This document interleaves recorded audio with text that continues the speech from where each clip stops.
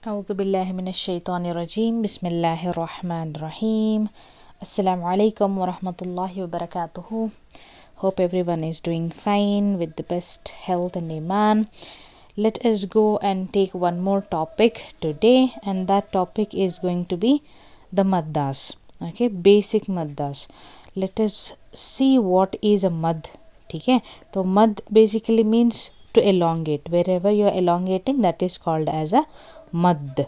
Okay, and there are three kinds of elongation. What kind of elongation possibly we can have? It is a sound, where you're stretching a sound, and you will have e and you will have oo, right? So you have got three maddas.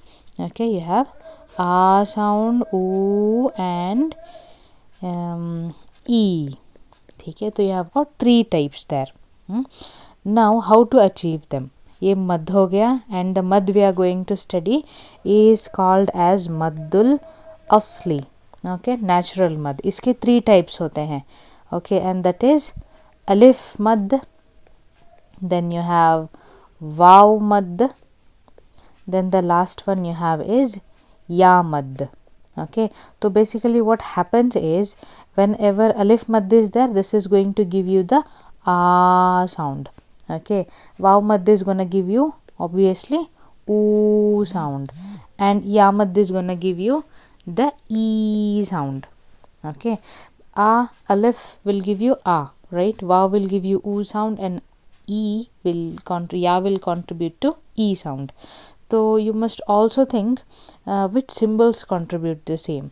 Okay, so let us take one by one. I'll just let you know one, and others probably you can only answer. So alif madda, what if alif madda means? It will give you a sound.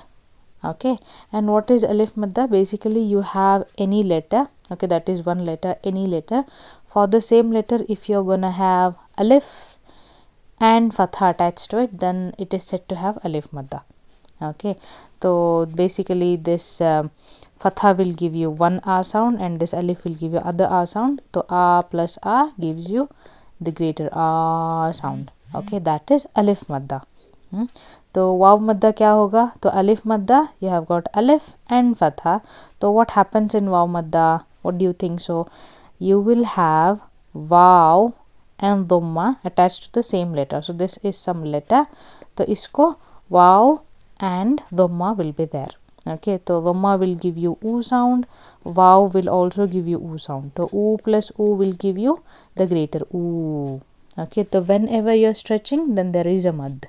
Okay, so that is waw madda. What happens in ya madda then? What you can say? Ya madda mein obviously ya should be there attached to some letter, and the same letter will also have what symbol? Kasra. Okay, so what is alif mad, waw mad, and ya madda? Alif with fatha, waw with dhamma, ya with kasra. It is called as alif mad, waw mad, and ya mad. Okay, in Urdu Quran you will also have sukoon over these two, but even if it is not there, it is like by default वहाँ पर है. ठीक है, so it will give you a sound, it will give you oo sound, and this is gonna give you e sound. Okay, let us take some examples. So if you can see, देखो, this is the example for alif madda. Any letter that has got alif and fatha, that is alif madda. Here any letter with kasra and ya gives e madda, ya madda, and the last one, any letter that gives you waw and dhamma, that has got waw and dhamma, gives you oo sound. So many examples are there. All the letters are like circled, right? Here what is there? Alif madda, right? Alif madda hai, so it is bihima. You will not do bihima, you have got to elongate it. Bihima.